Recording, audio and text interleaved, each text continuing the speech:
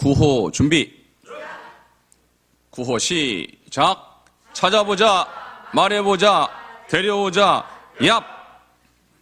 속으로 인도자 과정에도 찾아보자, 말해보자, 데려오자 해야 될까요? 네, 이게 다 이어지는 거예요. 우리가 찾아보고 말해보고 데려와서 전도가 된 사람들이 소그룹으로 들어와야 될 거 아니에요. 그죠? 그분들을 전도하는 거는 여러분이 지난 학기, 그리고 그 전 학기에 두 학기에 걸쳐서 이미 공부를 했고요. 이제 들어왔다고 치고 우리 교회 등록했는데 이분들을 어떻게 인도할 것인가? 어떻게 양육할 것인가? 이번 학기는 양육이라는 그런 컨셉을 가지고 공부를 할 건데요. 그런데 그 양육이라는 단어를 조금 좀 세련되게, 조금 우아하게 우리가 표현하는 것이 뭐냐면 멘토링이에요. 멘토링. 주일 저녁에 제가 한번 다뤘었는데요. 한번 따라 하시겠습니다. 멘토링. 멘토가 제가 뭐라고 설명해 드렸죠? 그리스 한 왕이 전쟁에 나갑니다. 근데 사랑하는 자기 아들을 누구에게 맡길까? 친구에게 맡겨요. 그 친구 이름이 멘토예요. 멘토.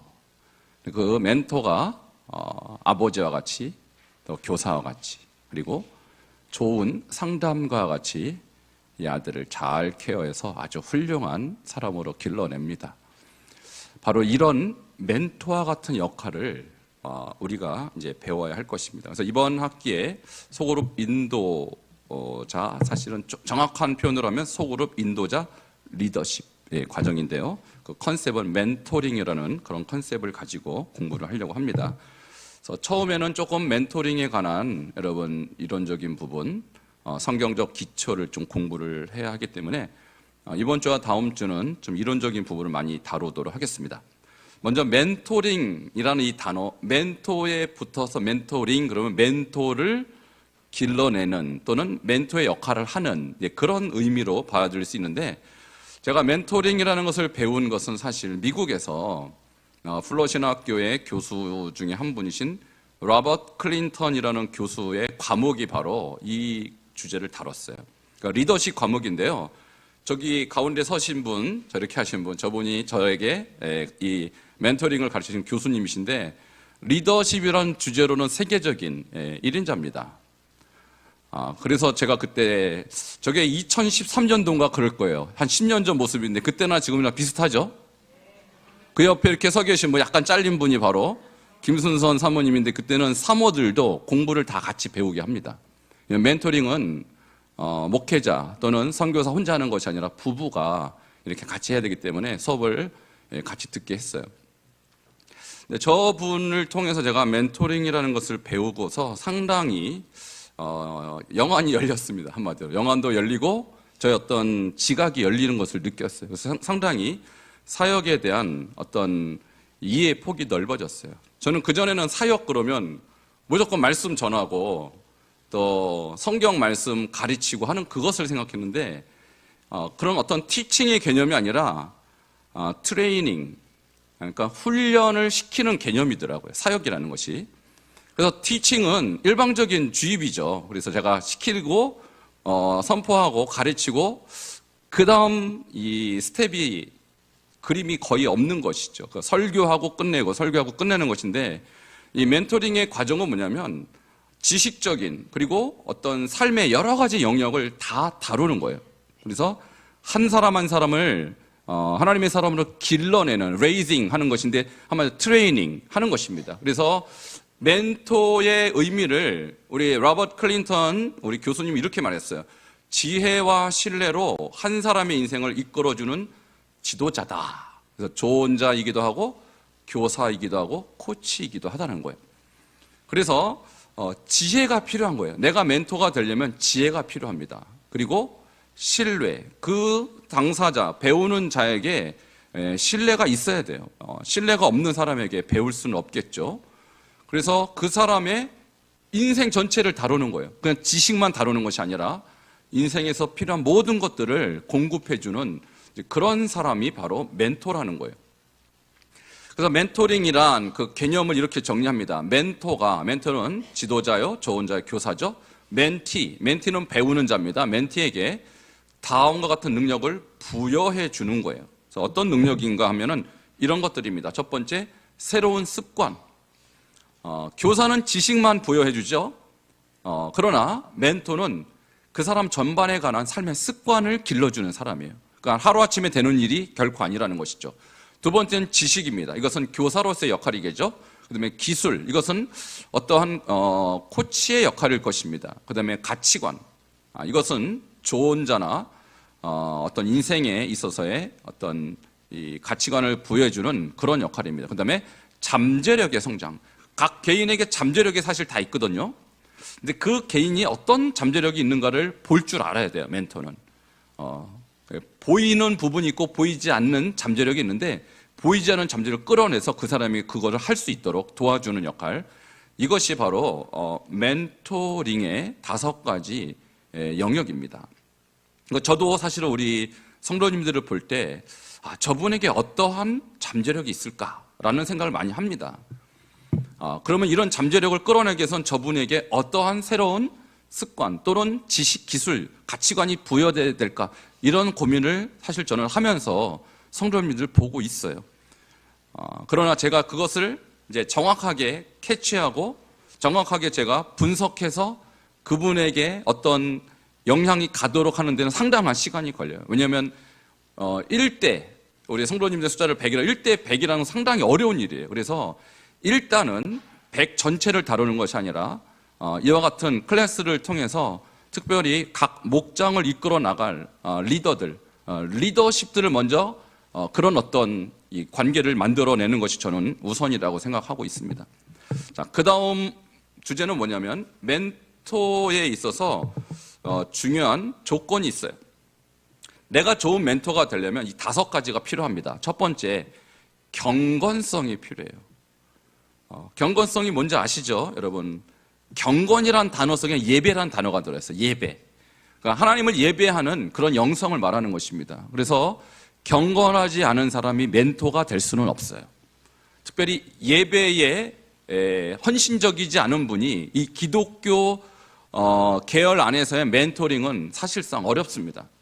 두 번째, 객관성. 객관성이라는 건 뭐냐면 자신의 개인적 감정을 이렇게 내려놓고 객관적으로 그 사람에 대한 조언을 할 수 있어야 돼요. 그래서 나랑 좀 가깝기 때문에 긍정적으로 평가하고 나랑 좀 멀기 때문에 부정적으로 평가하는 것이 아니라 그 사람에 대한 객관적인 평가를 해줄 수 있는 사람, 이것이 좋은 멘토입니다. 세 번째, 진실성. 진실하지 않은 좋은 교사는 없는 것이죠.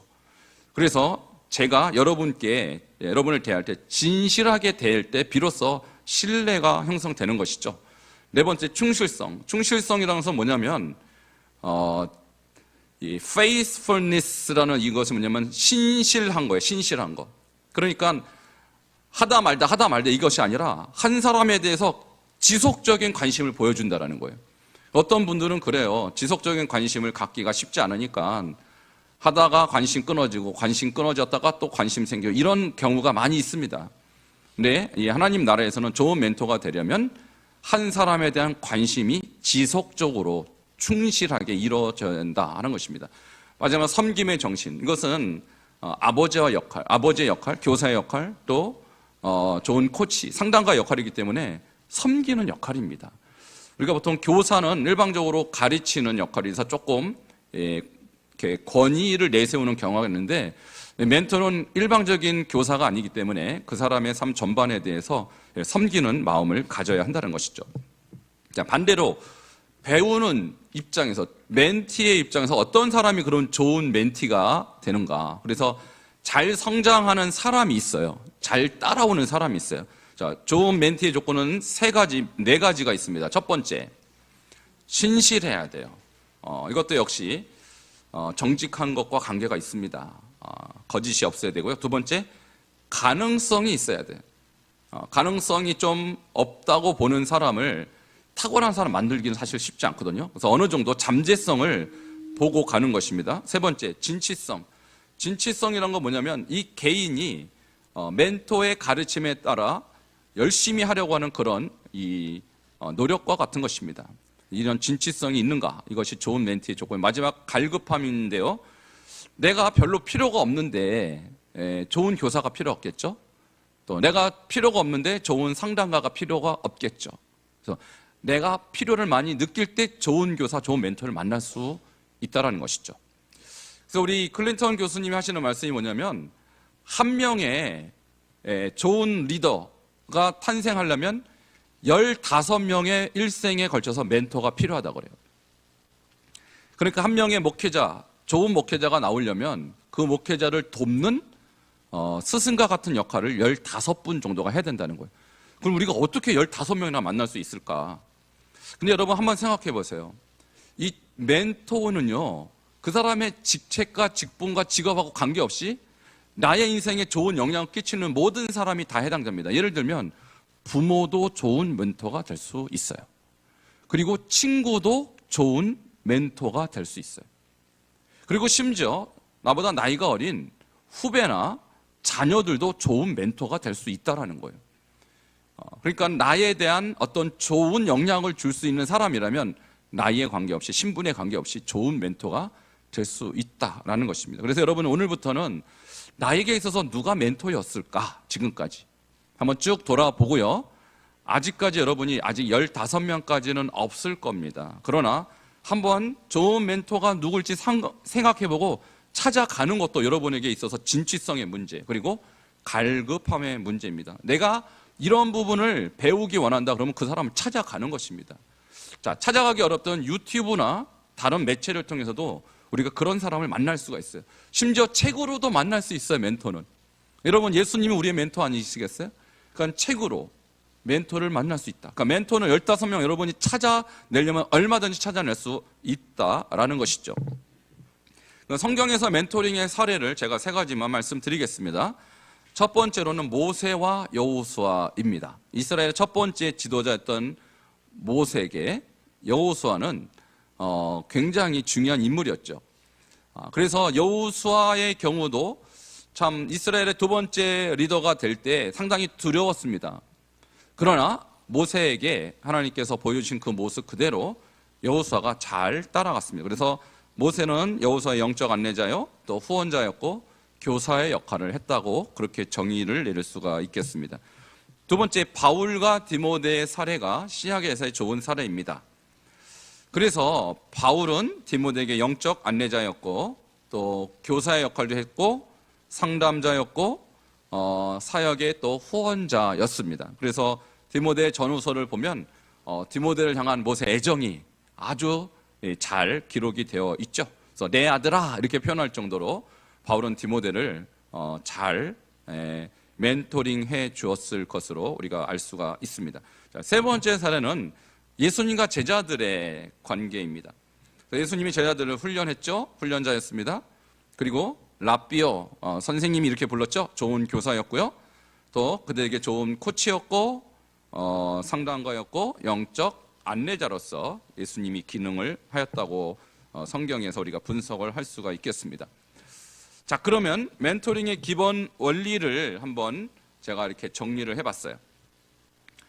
멘토링에 있어서 핵심은 뭐냐면 본받는 거예요. 본받는 거. 우리가 이론이고 지식이라면 그냥 듣는 것이지만 멘토링은 삶의 전반에 관한 문제이기 때문에 본이라는 것을 우리가 받아야 됩니다.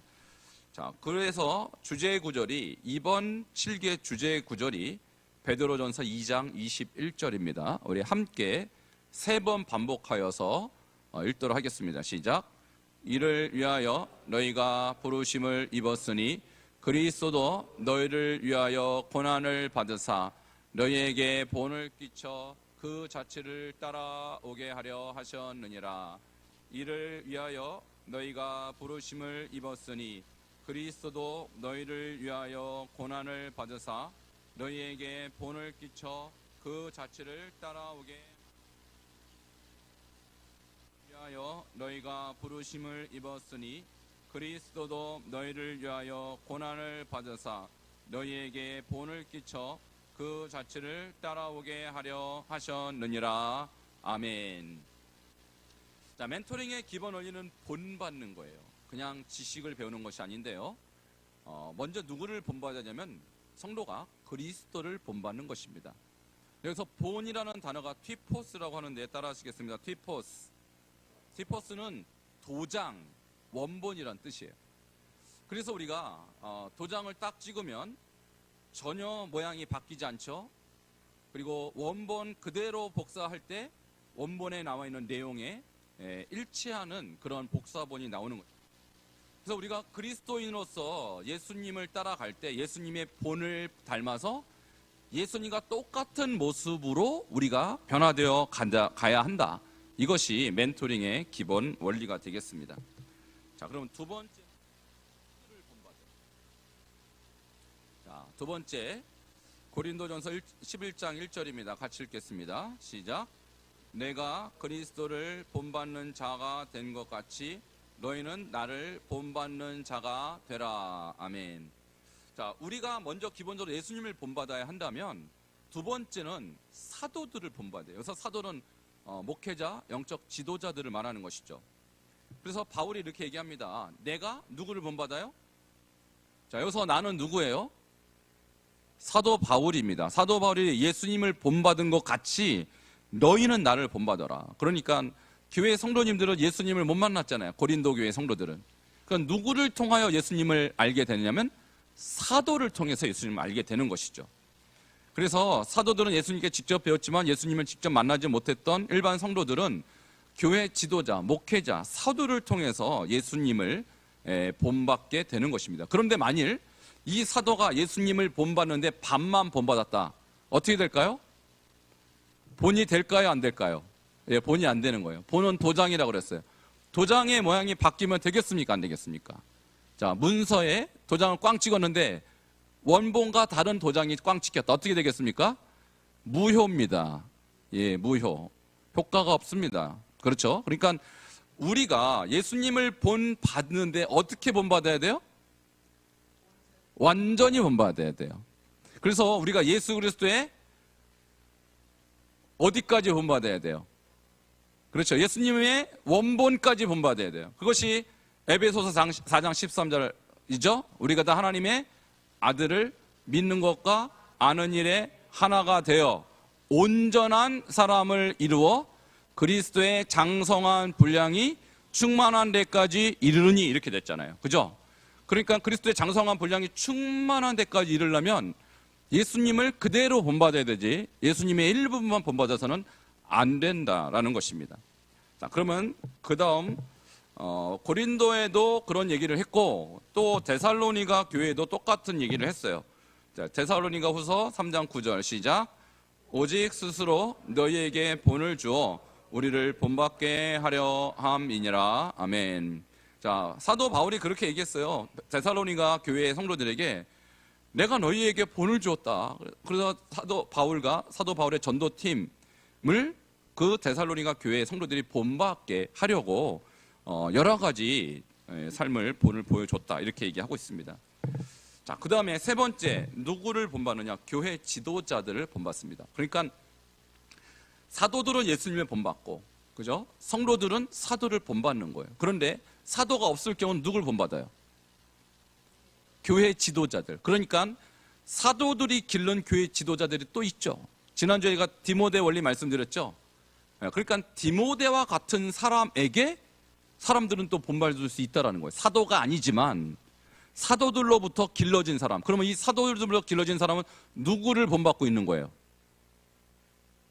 예수님을 본받은 거예요. 왜냐하면 사도들이 예수님을 본받았기 때문에 사도들의 삶을 보고 배운 교회 지도자들은 또 사도들을 통해서 예수님을 그대로 도장 찍은 것 같이 본받게 되는 것이죠. 그래서 디모데, 디도, 장로들, 이 사람들이 바로 사도들로부터 길러진 사람들이에요. 그래서 교회는 바로 이 길러진 사도들의 제자들을 또 본받아야 한다는 것이죠. 디모데전서 4장 12절 함께 읽겠습니다. 시작. 오직 말과 생활과 사랑과 믿음과 정절에 대하여 믿는 자에게 본이 되어. 아멘. 사도 바울이 디모데에게 권면하고 있습니다. 디모데야, 너는 말과 생활과 사랑과 믿음과 정절에 대하여 믿는 사람, 너희 성도들에게 본이 되어야 하느니라. 근데 그 디모데가 목회하는 교회가 지금 현재 어떤 교회일까요? 에베소 교회입니다. 그러니까 에베소에서 목회하다가 사도 바울이 떠나게 되었을 때 디모데에게 그 교회를 맡긴 거예요. 그러니까 디모데야, 너는 이렇게 성도에게 본이 되어야 하느니라 라고 권면하고 있는 것이죠. 두 번째는 디도라는 이 제자에게 그레데 교회를 맡깁니다. 그리고 디도에게도 똑같은 권면을 합니다. 너는 본을 보여야 하느니라. 함께 디도서 2장 7절 읽겠습니다. 시작. 범사에 내 자신으로 선한 일에 본을 보이며. 아멘. 그러니까 사도들이 예수님을 본받은 그 모습을 본 사도의 제자들은 마치 예수님을 사도들을 통해서 보는 것과 똑같은 것이죠. 그리고 사도들로부터 길러진 사도들의 제자들, 그러니까 교회 지도자들은 성도들에게 예수님의 모습을 보여줘야 되는 거예요. 이런 본보기 원리가 교회의 성장, 교회의 거룩성의 절대적인 원리가 되는 것입니다. 근데 디모데와 디도 정도는 우리가 아는데 이름이 알려지지 않은 지도자들도 많이 있었어요. 그분들을 뭐라고 합니까? 장로들이라고 해요. 여기 장로님들 계시죠? 예, 긴장하시기 바랍니다. 우리 장로님들의 역할이 뭔지 성경에 너무나도 잘 나와 있어요. 함께 읽겠습니다. 시작. 맡은 자들에게 주장하는 자세를 하지 말고 약물의 본이 되라. 아멘. 예, 주장은 하지 말고 뭐가 되라? 본이 되라. 그러니까 요즘 우리가 장로님 하면은 교회에 하나의 직분, 평신도이지만 최고의 직분으로 여겼지만 신약 시절에 장로들은 목회자였어요. 목회자. 그러니까 저는 이렇게 생각해요. 오늘날에도 장로님들은 사실상 목회자다라는 거예요. 지금은 그렇지 않지만 과거에 시골 교회 같은 경우는 목회자 숫자가 거의 부족했습니다. 그때 설교를 장로님들이 다 하셨어요. 그리고 제가 어렸을 때도 저를 기른 유치부 부장님, 유초도무 부장 선생님, 중고도무 부장 선생님 다 장로님이었고 저는 그분들 설교를 듣고 제 신앙생활이 이렇게 성장했어요. 그러니까 오늘날에는 목회자 숫자가 많고 목회자가 사실 모든 설교의 직무를 다 감당했지만 제가 어렸을 때만 해도 장로님은 거의 목회자였습니다.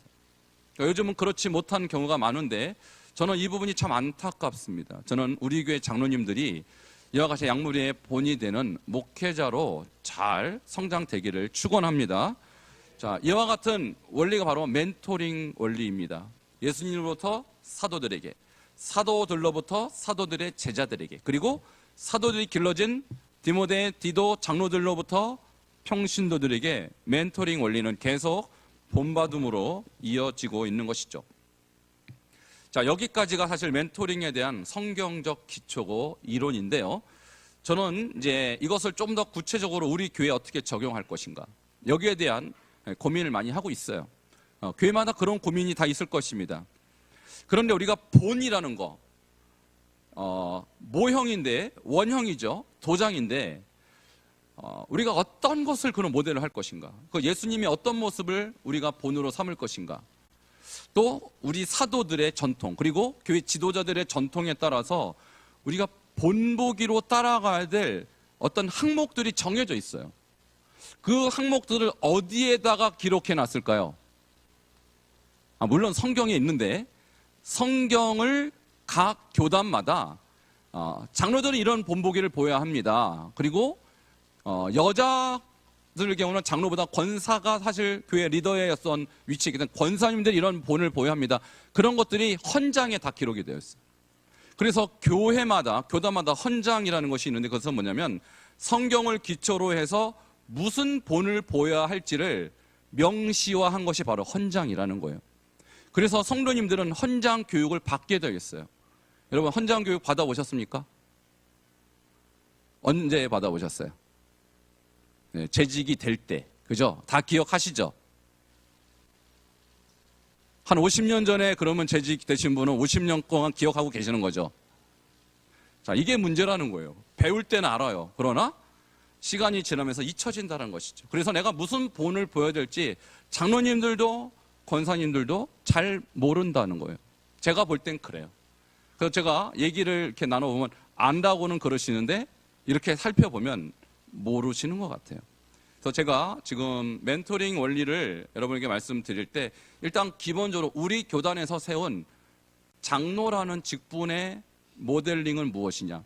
이 원형을 우리가 알고 있어야 내가 거기에 따라가든지 부족한 것을 느끼든지 할 텐데 도장은 같은 이 도장을 써야 되는데 도장이 각각 달라요. 그래서 장로 그러면 그림이 장로님들보다 다 틀려요. 권사 그러면 권사의 모형이 있어요. 원형이. 근데 원형이 권사님들보다 다 달라요. 기준이 자기 기준을 갖고 있는 것 같아요. 제가 볼 때. 그래서 문제가 생기는 것입니다. 그래서 사사기 시대처럼 각자의 소견에 옳은 대로 자기 기준에 따라 신앙생활을 하는 거예요. 이것이 멘토링이 안 되는 이유예요. 자, 그래서 제가 오늘 여러분에게 우리 교단 헌장에 나타나는 리더의 자격, 누가 어떤 모습으로 자기가 원형을 사람들한테 보여주는지 리더의 자격을 좀 설명하려고 합니다. 자, 먼저 집사부터 하겠습니다. 집사. 입교된 지 만 2년 이상 되니, 이 정도는 알고 계실 거예요. 자, 그런데 집사의 자격이 이런 게 있어요. 신앙이 독실해야 돼요. 자, 우리 교회 집사님들 여기 몇 분 계시는데 신앙이 독실하시죠? 아니, 집사님들이 대답해야지 왜 권사님들이 대답해요? 집사님들, 본인이 생각할 때 신앙이 독실하시죠? 대답들이 없어요. 자, 이것은 대답하기 어려워요. 왜냐하면 신앙이 독실한 게 뭔가가 기록이 안 돼 있어요. 내가 생각할 때 이 정도면 독실하겠지라고 생각할 수 있는 아주 애매한 표현이에요. 근데요, 이것이 집사, 권사, 장로에 다 들어있어요. 그러니까 신앙이 독실하다는 게 무엇인지에 대한 정의가 필요하구나. 그것이 다음 주에 말씀드리겠지만은 그것이 제가 세운 우리 교회의 내규입니다. 뭐가 독실한 거예요 도대체? 각자의 소견에 옳은 대로 독실할 수는 없죠. 그래서 우리 공동체가 서로 인정할 수 있는 독실하다는 기준이 필요하다는 것이죠. 어쨌든 신앙이 독실해야 됩니다. 독실해야 돼요. 그리고 예수교 대한감리의 교리와 헌장을 알아야 돼요. 우리 집사님들 교리 헌장 알까요? 모를까요? 모르는 애들 집사가 됐다고요? 그러면 벌써 여기서부터 문제가 생기는 것이죠. 교리와 헌장을 저는 배우고 집사된 분은 거의 못 봤습니다. 어쨌든 우리 교회 집사가 되려면 앞으로 교리 헌장을 배워야 된다는 거예요. 지금부터는 그렇게 해야 된다. 지금부터는. 그리고 지금까지도 집사였지만 교리 헌장을 모르면 배우도록 교회에서 가르쳐야죠. 두 번째, 집사의 직무가 뭔지. 이것이 멘토링의 기준이 되겠죠. 직무는 이런 것입니다. 성도의 신앙 향상을 위해 기도하고 신방하며 사정을 살핀다. 집사님들이 성도의 신앙 향상에 기도하고 신방까지 해야 되나요? 이런 집사님 계신가요, 우리 교회? 저는 집사의 직무 솔직히 제가 이번에 처음 알았습니다. 이렇게 까다롭다니. 신방까지 하는 집사님은 저는 물론 있기는 하겠지만 신방까지 요구하는지 몰랐어요, 집사님들을. 집사 되기가 상당히 어려운 건데요. 근데 제가 알기로는 집사님들이 신방까지 하는 것은 하는지는 제가 잘 모르겠습니다. 원래 하는지 몰라도. 그 다음에 성도의 모든 형편을 담임 교육자에게 신속히 보고한다. 이 정도면 한 권사나 장로쯤 될 것 같은데 집사에게 이걸 요구한다는 거예요. 집사에게. 그러니까 이 정도를 해야 튀포스가 되는 거예요.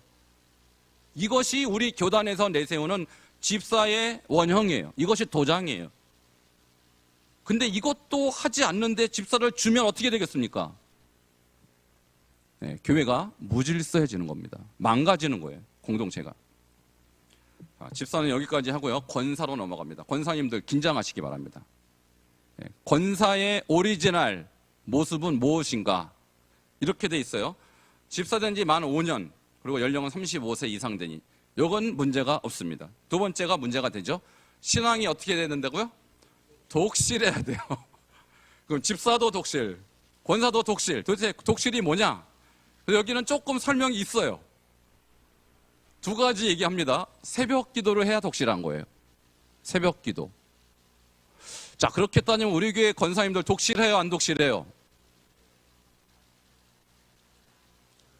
권사님들이 얘기하셔야지 왜 장로님이 얘기하십니까? 독실합니까, 안 합니까? 저는 이게 원형이 이거라는 것을 말씀드리는 거예요. 그 다음에 공적 예배에 정기적으로 참석한다. 그러니까 정기적으로 참석한다는 말이 뭘까요?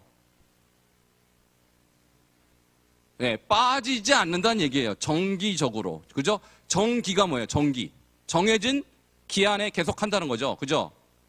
그럼 우리가 공적 예배가 뭐뭐 있습니까? 주일 오전 예배, 주일 저녁 예배, 수요 예배, 금요 예배, 새벽 예배, 목장 예배. 이거 다 공적 예배입니다. 여기에 어떻게 해야 된다고요? 빠지지 말아야 합니다. 이것이 권사의 튀포스 원형이에요. 알고 계셨어요, 권사님들? 확실히 알고 계셨어요? 근데 그대로 하고 계시죠? 그러니까 원형을 모르면요, 내가 원형에 따라갈 수가 없어요. 세 번째가 기도회를 인도하며 다른 사람을 인도하기에 은혜와 재능이 있어야 된다. 아, 어렵다. 기도회를 인도하는 건 하는데 다른 사람을 인도하기에 은혜와 재능이 있다. 이거 어려운 말이에요, 이 말이. 그죠? 쉽게 이해가 안 가지만 어쨌든 어떻게 해야 된다? 탁월해야 됩니다. 권사님 정도만 돼도 탁월해야 돼요. 아무나 할 수 없다라는 거예요. 이 권사에 우리 교단이 제시하는 권사의 튀포스는 원형은 상당히 까다롭습니다. 상당히 까다롭습니다. 아무나 할 수 없습니다. 자, 그 다음에 권사의 직무에 대해서 세 가지로 이렇게 나와 있어요. 첫 번째, 담임자의 지도 아래 구역예배와 기도회를 인도해야 돼요. 여러분, 구역예배는 우리 교회로 따지면 목장 모임이죠. 그러니까 권사인데 목장 모임의 리더를 안 한다. 직무 6입니다. 권사쯤 되면 누구나 다 목장을 인도하셔야 돼요. 저기 저렇게 나와 있잖아요. 그죠? 그 다음에 성도를 신방하며 낙심된 이를 신앙으로 지도 권면하고 불신자에게 전도한다. 아, 권사쯤 되면 신방해야 돼요. 신방. 우리 권사님들 신방하고 계시죠? 예, 신방은 하신대요. 신방은. 이것도 안 하시면 안 되죠. 신방도 하고 불신자에게 전도까지 하고. 상당히 권사의 직무가 무겁습니다, 여러분. 마지막, 자기의 직무상 행한 바를 당회에 보고한다. 보고까지. 그래서 우리가 당회 때나 우리 정기 우리 재직회 때 보고하시죠. 보고합니다. 근데 이런 것들을 볼 때 권사의 직무도 상당히 까다롭습니다. 그러니까 이것이 권사쯤 되면 해야 될 권사의 자격이고 직무라는 거예요. 이것이 원형이에요. 원형. 이것도 도장이에요. 근데 여러분이라는 도장을 꽝 찍어놓는데 이 모습이 안 나온다. 네, 교회가 어지러운 거죠. 그렇게 되면 무질서해지는 것입니다. 발전이 없는 거예요. 그 교회는. 여러분이 지금 이 기준을 알고 계셨는지 모르고 계셨는지 모르지만 혹시 몰랐다면 오늘 확실히 익히시기 바랍니다. 아마 권사 시험 볼 때 다 봤을 겁니다. 그리고 10년, 20년, 30년 지난 지금 기억이 안 나실 거라고 생각해요. 네, 다시 여러분 원형을 여러분 마음속에 각인을 시키시기 바랍니다. 이게 권사는 여기까지. 그 다음에 장로님들이십니다. 장로님들. 네, 장로님들 이제 긴장하셔야 돼요. 자, 권사의 자격, 장로의 자격은 연령은 40세 이상. 여기도 뭐가 나오냐? 신앙이 독실해야 돼요. 아, 이게 문제다. 도대체 집사도 독실, 권사도 독실, 장로도 독실. 그러면 똑같아요? 수준이? 다르죠? 달라야 되는데 똑같은 얘기를 해요. 이게 헌장이 구체적이지 않아요. 좀 더 구체적인 해석이 필요하죠. 그것은 사실 담임 목사의 몫이라고 봐요, 저는. 그래서 제가 다음 주에는 신앙의 독실한 기준을 집사, 권사, 장로별로 말씀드리겠습니다. 그 다음에 전도에 능해야 돼요. 전도. 전도하는 것이 어렵다. 장로로서 준비 안 됐다는 얘기예요. 능해라. 능하란 말이 뭐예요? 전도가 어렵지 않다는 얘기예요. 그 다음에 충성된 이로 하되 권사를 만 5년 이상 여기만이로 합니다. 그러니까 두 번째 조건도 굉장히 중요한 조건이고 까다로운 조건이죠. 뭐냐면 장로 가족에 대한 조건이에요. 장로는 본인만 잘해서는 안 된다는 거예요. 동일한 신앙생활과 교회 봉사를 위해 한 교회에 출석해야 돼요. 그러니까 제가 봐도 우리 교회에서 장로님들이 가족이 한 교회에 출석하는 그런 장로님들은 별로 안 계셔요. 그러니까 장로가 되려면 내 신앙이 좋아서가 아니라 우리 가정의 신앙이 장로님과 거의 비슷한 레벨로 올라가야 돼요. 이거 쉬운 일이 아닙니다. 그래서 그 다음에 11조 천열매 헌금 성수주의를 어떻게 지켜야 된다? 철저히. 천열매 헌금은 뭔지 아시죠? 예, 어떤 직장에 갔을 때 내가 받은 첫 번째 달의 월급은 하나님께 드립니다. 이것이 굉장히 믿음의 고백이에요. 쉬운 것은 아닙니다. 11조는 물론이죠. 그 다음에 성수주일은 뭡니까? 주일날 장로님이 놀러 가면 안 됩니다. 그런 치리의 대상입니다. 장로님이 어떤 다른 일로 물론 뭐 아프거나 그런 일이 있을 수 있겠죠. 그렇지만 그런 일이 특별히 없음에도 불구하고 성수주의를 못한다면 장로로서의 기본이 안 된 거예요. 티포스가 없는 거예요. 만약에 장로가 주의를 막 빼먹는다. 그럼 권사가 주일 성수할까요? 안 하겠죠. 그럼 집사가 주일 성수할까요? 안 하겠죠. 그 교회 어떻게 될까요? 망합니다. 그 교회는. 아주 중요한 문제예요. 이 문제는. 이것이 우리 교단이 제시하는 장로, 권사, 집사의 기준이에요. 근데 이 기준을 안 갖췄는데 장로를 시키고 이 기준을 안 갖췄는데 권사 시킨다. 어떻게 될까요? 그 교회는요 아주 소망이 없는 교회가 돼버리고 마는 거예요. 모르겠습니다. 저 이전에는 이 기준들은 물론 했다고 보지만 제가 담임 목사로서 있는 한 저 기준을 벗어날 수는 없어요. 저는 우리 교단의 기준인데 저 기준을 못 갖췄는데 저더러 장로 시켜달라. 죄송합니다. 저 기준을 못 갖췄는데 권사 시켜달라. 죄송합니다. 헌장대로 갑니다. 저는 저 기준을 못 갖췄는데 집사 시켜달라. 죄송합니다. 다른 교회 가보셔야 돼요. 그런 분들은. 저는 우리 교단의 기준을 어길 수가 없어요. 제가. 자, 그 다음에 장로의 직무와 권리가 있어요. 장로는 첫 번째, 다음 페이지. 장로는 담임자의 뜻을 받들어 심우해야 됩니다. 장로가 자기 뜻을 받들면 안 되겠죠? 두 번째, 장로는 담임 목사의 목회 방침을 따라 성도의 신앙생활을 도와야 돼요. 장로가 자기 목회 방침을 갖고 있으면 안 되겠죠? 세 번째, 장로는 교회 재정 유지에 힘써야 돼요. 그러니까 심지어 장로님은요 자기의 직업보다 교회가 1순위가 돼야 돼요. 내 직업이 다른 직업이 있지만 본업이 교회 일이 돼야 돼요. 이것이 어려운 분은 장로가 돼서는 안 됩니다. 이것이 장로의 직무와 권리가 우리 교단에서 세우신 직무와 권리예요. 제가 만든 게 아닙니다. 우리 교단이 성경을 통하여 세운 우리 교단의 튀포스 원형이에요. 이것이. 이 원형이 망가지면 교회는 망가지는 거예요. 이거 무너지면 절대 안 되는 것입니다. 자, 그러면 지금까지 집사, 권사, 장로만 얘기하니까 여러분, 그럼 목사는 어떻게 되느냐? 궁금하시죠? 말씀드릴게요. 목사도 튀포스가 분명해요. 이것을 벗어나서 목회자가 되면 그 교단은 망가지는 거죠. 첫 번째, 본교단 신학교 대학원을 졸업하고 과정고시에 합격한 후 연회에서 안수를 받아야 돼요. 그러니까 교단 신학교 대학원 졸업도 안 하고 목사 달라. 어떻게 되겠습니까? 큰일 나는 거죠. 근데 요즘은요 목사를 태평양 건너와서 다시 목사가 되는 사람이 많대요. 소위 태평양 학이라고. 공부도 안 하고 어디 가서 목사 받아갖고 와버리는 거예요. 그런 사람, 그런 교회, 그런 교단, 참 대단히 안타깝지만 소망 없습니다.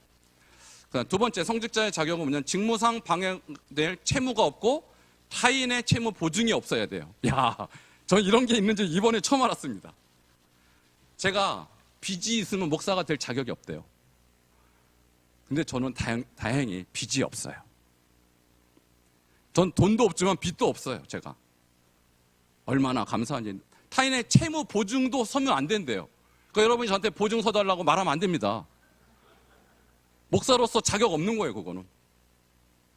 그 다음에, 그러니까 이걸 내가 교육을 제가 모르면 여러분께 교육도 못 시키니까 이번에 처음 알았어요, 저도 이걸. 이번에 자세히 보니까 이런 게 있더라고요. 깜짝 놀랐습니다. 아, 빚보증 절대 서면 안 되겠다. 할렐루야. 그 다음에 총회가 정한 기본 부담금을 납부해야 돼요. 우리 교단의 의무라는 게 있어요. 그래서 아마 이제 여러분 아시겠지만 우리 부담금이라는 게 뭐냐면 우리 교회 1년 예산 중에서 뭐 성교 헌금이라든지 뭐 이런 것들 건축 헌금 빼고 경상에 해당하는 부분의 4%를 교단에 우리가 계속적으로 의무적으로 납부합니다. 적은 금액이 아니에요. 우리 교회로 따지면 1년에 한 1,000만 원 가량을 교단에 납부합니다. 예, 그것이 우리 교단의 의무고 우리 교회의 의무라는 거예요.